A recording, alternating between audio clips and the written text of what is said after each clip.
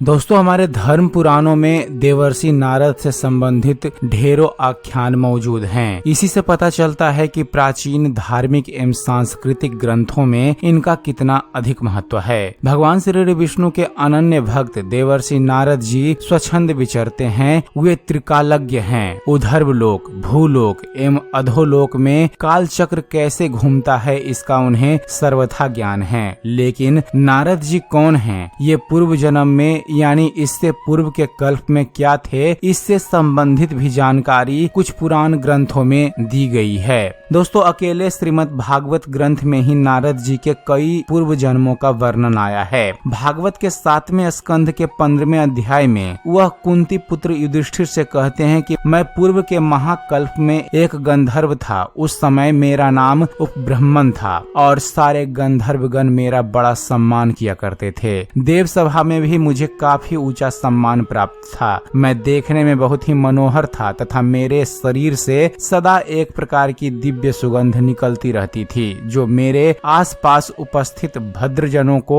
आनंदित करती रहती थी। एक बार एक देव सत्र में मुझे ईश्वर की महिमा गान के लिए बुलाया गया, पर मैं वहां सुंदरियों व अप्सराओं के साथ निम्न कोटि के सांसारिक गीतों को गाते हुए पहुंचा। इससे उस सभा में बैठे प्रजापति रुष्ट हो गए। उन्हें मुझे धिक्कारा। मुझे अपने ऊपर ग्लानि का अनुभव हो रहा था, लेकिन रुष्ट हुए प्रजापतियों ने मुझे शूद्र योनि में जन्म लेने का श्राप दे दिया था। उन लोगों के श्राप के कारण मैं धरती पर भूलोक में दासी पुत्र के रूप में जन्मा।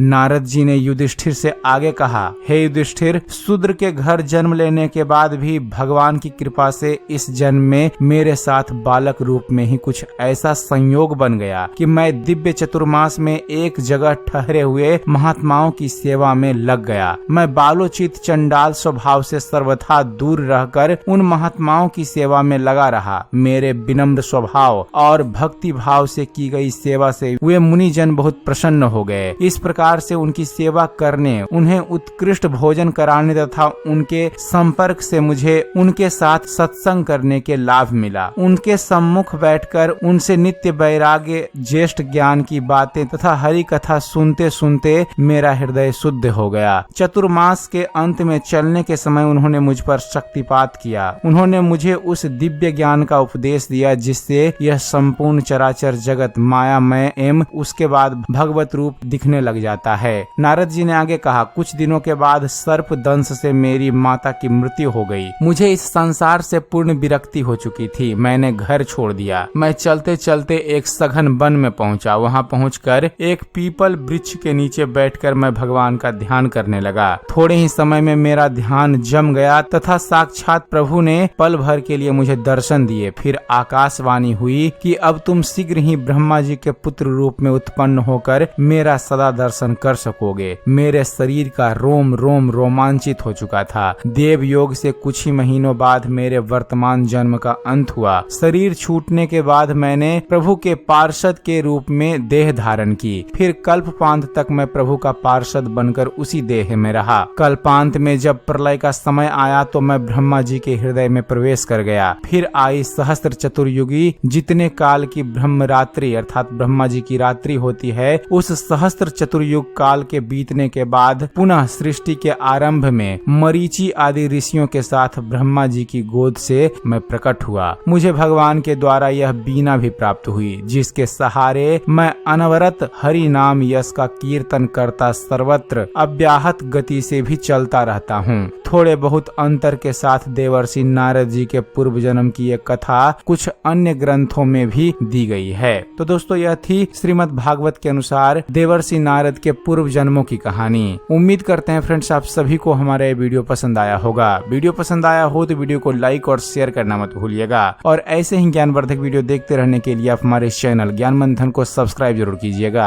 आप हमारे चैनल को सब्सक्राइब कीजिए और देखते रहिए, जानते रहिए। धन्यवाद। जय हिंद।